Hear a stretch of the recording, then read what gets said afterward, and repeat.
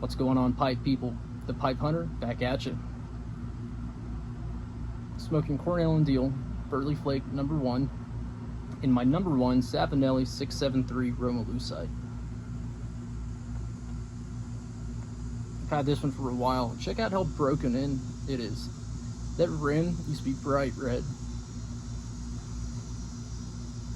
I bought this because I was inspired by Match's 860.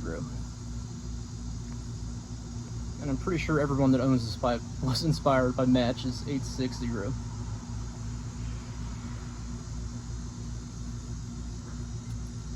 I liked it so much, I bought several more. Actually, this one's probably my favorite pipe I have. But I really think he was onto something, because Burley smokes best out of a 673. I can't explain it, but it is my favorite pipe to smoke Burleys out of, for sure. So if you're a Burley smoker, you really should get a Savinelli 673. I like the Roma Lucite line. I'm sure they're all fantastic, but definitely a good Burley pipe. Now, onto the review. Been doing a lot of Cornell and Diehl flakes lately. And just like the other Cornell and Diehl flakes, Burley Flake #1, the flakes are loosely pressed.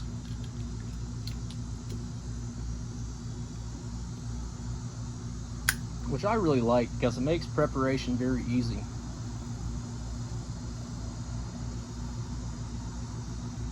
If you like to fold and stuff your flakes, it's pretty easy to do that. If you're like me and you like to rub your flakes out, it's very easy to do that as well.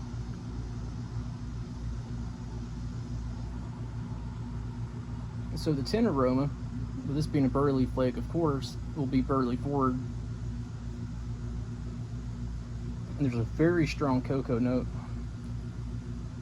It's semi-sweet. It's a lot like the Hershey cocoa powder you can buy. This is very nutty. Even for a Burley blend, the aroma is very nutty. And there's this spice note that I get in the aroma that reminded me of baker's spice. You might think something else, but that's what I picked up.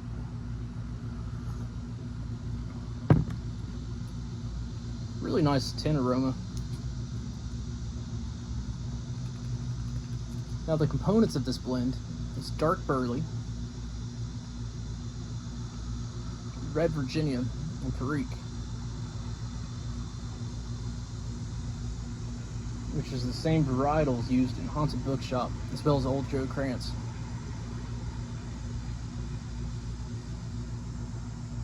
But this definitely stands out from those blends, and we'll get a little bit more into that here in a second.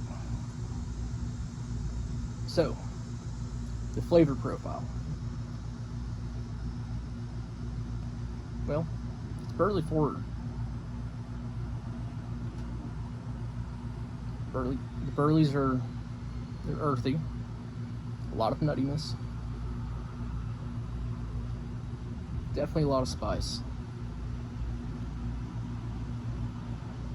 The spice doesn't remind me as much of the baker's spice in the flavor profile as it did in the tin aroma.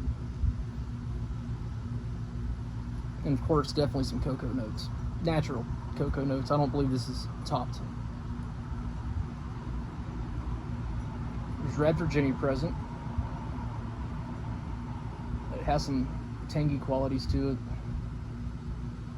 A little bit of sweetness, though this isn't an overly sweet blend by any means.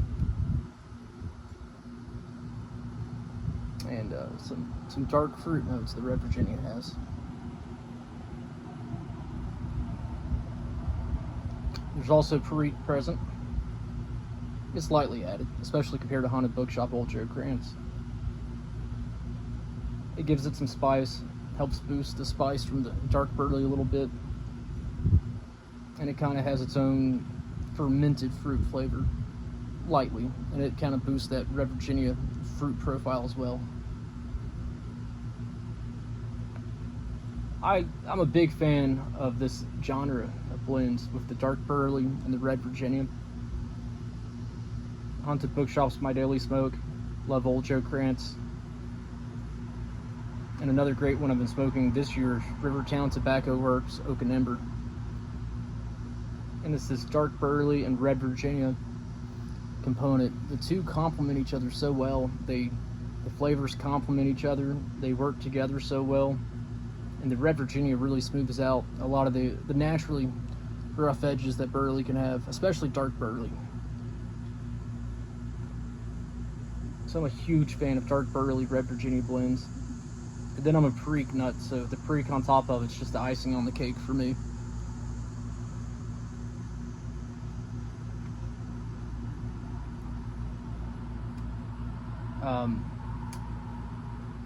So this has the same, as I've mentioned, the same components as Haunted Bookshop, as Old Joe Krantz. But it's definitely its own blend. It stands out. I mean, if you take Haunted Bookshop and Old Joe Krantz, they're both ribbon cut, the same varietals, but the proportions are different, and you get very two different blends. So compared to those, this one's going to have more Red Virginia in it. It's going to have a lot less Perique in it compared to those. Definitely still Perique present, but not on the lines of Haunted Bookshop Old Joe Krantz. So that's going to smooth the blend out a little bit. The more Red Virginia and the less Perique. That will smooth the blend out some, make it less stout. And that's aided also in this being pressed into flakes. It's going to round out the blend, smooth it out a little bit, take some of the edges off, make it a little smoother. And so in comparison, really to sum that up, if you're used to Haunted Bookshop or Old Joe Krantz, you're going to find this to be smoother, with a lot less rough edges. Again, not a stout, more rounded taste, less spicy, but also a hair less complex.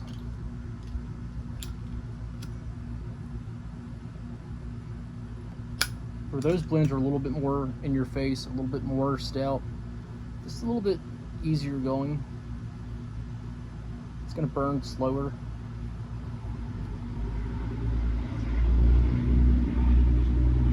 It's going to be a little bit more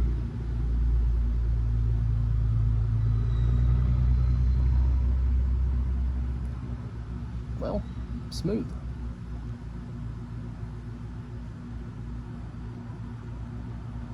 A lot of this is redundant, kind of saying the same thing over and over, but I want to make sure anyone interested in trying this blend isn't turned away because it sounds too much like Haunted Bookshop Old Joe Krantz. It's definitely its own. I haven't done a full review of Cornell and Diehl Burley Flake number 3 yet, but that was actually the first video ever uploaded when I was just getting my feet wet, testing the waters of what it was like to upload, pipe content onto YouTube. I still need to do an actual review of that, and I will one day. But I can tell you this is also very different than Burley Flake number 3.